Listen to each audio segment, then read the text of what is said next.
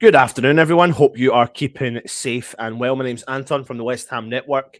If you are new around here, please make sure you do go and click the subscribe button. There is also a bell notification that will then notify you when our shows do go live. Earlier on today, I was discussing Armando Broja from Southampton, who's currently on loan from Chelsea, and how West Ham are looking at maybe, new striker projects and what they could do to fit in. So the disclaimer from us at the West Ham Network is that we're not by no means saying that we're signing all these players that we're talking about, but we're looking a little bit into them to see what they're capable of bringing to the West Ham squad.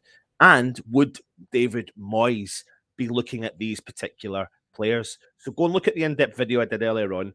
Good content, good information you're getting about Broja, the style of play that he plays, what his career's looked like, and where he could potentially go on in the future. Tonight, though, make sure you do join Russ as he does the Noble quiz. We've had a fantastic show over the last couple of weeks talking about the Noble era, every player that Noble has played with, and we thought we'd bring to you a special tonight, 9 o'clock, the Noble quiz. So make sure you do join Russ this evening for that, and we will get started on today's show.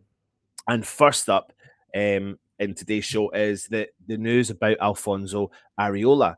And apparently, the deal is under threat due to his 120k a week wages by PSG. But apparently, now, according to several reports, it's looking likely that PSG are willing to give West Ham a helping hand with the deal. So it's common knowledge that West Ham have a £10 million option to buy clause in Areola's contract, but reports linking West Ham with a host of other keepers, Burnley's Nick Pope, West Brom's Sam Johnston, just to name a few, is proof that a full-time deal for the French international is far from a foregone conclusion. Reports are saying that rather than, having the loan spell at the London Stadium, the biggest obstacle standing in Areola's way is he's earning 120k a week. And that would put him level with Kurt Zuma as the highest earner in David Moyes' squad. Now, considering that Areola is the second choice currently behind Fabianski, you can see why West Ham would have concerns about paying the backup goalkeeper more than, say, Declan Rice, Jared Bowen, Tommy Soucek, and company. But fortunately, PSG looks like they have hatched a plan that could benefit all parties. Reports are saying that the recently crowned League One champions are willing to subsidise Areola's wages so long as West Ham trigger the option to buy clause in the deal. That essentially means that PSG will pay a fraction of his wages during the first season when he becomes, or if he becomes, a full-time West Ham player. So what do you think of that updated news? They're going to subsidise his wages to make sure that West Ham take the option to sign him on a permanent deal. Leave your comments in the comment section below. Next up, though, we're getting into the silly season, as I've said. I've given you the disclaimer at the start, and apparently West Ham are looking at towering striker Sasa Kalajdzic. It's reportedly open to, and he's reportedly open to joining West Ham from Stuttgart in the summer window. That's according to several German reports, though, who claim that West Ham boss David Moyes could pick up the 6'7". Yes, you heard me right.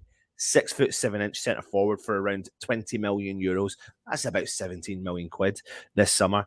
The reports are claiming that West Ham are very interested in signing the international before the start of next season, and it suggested that the towering striker would not be averse to moving to the London Stadium from Stuttgart. Like I said, he stands at 6'7" tall, so it's easy to see why David Moyes would want to sign him with the emphasis that he places on set pieces. David Moyes tried, apparently, according to reports, and failed to sign him last summer. So we think, this player, Sasa, could be a very good addition to West Ham, especially the fact that he is can be signed for somewhere in the region of 15 to 18 million. He's bagged 35 goals and 21 assists in 91 career games to date, and has been capped 13 times by his country. He has missed most of this season due to a serious shoulder injury, but has returned to action more recently, and he's got 5 goals and 2 assists to his name in 14 Bundesliga outings this term. He's extremely good in the air. He possesses quite impressive technique as well for a big lad, and standing as tall as he does, he would provide West Ham with a great focal point to our attack and play. He would certainly give us completely different option through the middle. The fact that we could pick him up for around that amount of money makes a move to sign him this summer a bit like a no-brainer, maybe. And maybe he would be more happy if we would be more happy if we had more strikers like that. I don't doubt for a second we're in the market for strikers. I don't also doubt for a second that we're in the market for a couple. So I think he may get one over the line that we really know of, and maybe one that we've never really heard of before. So this could be the backup striker that maybe a lot of people are talking about moving forward. So leave your comments and let me know your thoughts on him. And the final story today is all about the Bayer Leverkusen defender, Edmund Tapsoba. The 23-year-old centre-back has caught the eye following a string of impressive displays since his move to the Bundesliga just over 2 years ago. And there's been a suggestion by several reports he could be available for around 44 million quid. Yes, you have heard me right, owing to a release clause in his previous contract. Although having signed a bumper new deal in December of 2020, the belief is it would take a much higher price to prize him away from Germany. In Tapsoba, however, Moyes has found a lesser known yet high quality target who can immediately strengthen our back line with the centre of defence seemingly an area he needs bolstering, and we know it needs bolstering. So should we turn to the man himself in the upcoming window, he would provide almost an instant upgrade on our current options, you could say. He's been dubbed a player with big potential by many pundits all over Europe, in particular in Germany. And this season has seen the 6'4" giant particularly impress as he's averaged 1.2 interceptions, 1.6 tackles, and 3 clearances per 90 in the league. Well, he's also won 72% of his aerial duels and 65% of his total duels. Clearly a fearsome prospect for any forward. The towering defender has also been described as ridiculously strong. According to several Bundesliga websites, would potentially be an obvious fit for Moyes' side. Because he's preferring centre backs who can defend first and foremost rather than necessarily being comfortable in possession. I do think we lack a defender who is extremely comfortable in possession. I think that's what Winston Reid and Ginger Pelly brought to West Ham, but you never know. Now he's apparently on £51,000 a week, and he's ranking 12. He ranks in the top 12% for pass completion amongst those in his current position in Europe's top 5 league, whilst he also ranks in the top 17% for progressive carries made forward for the team.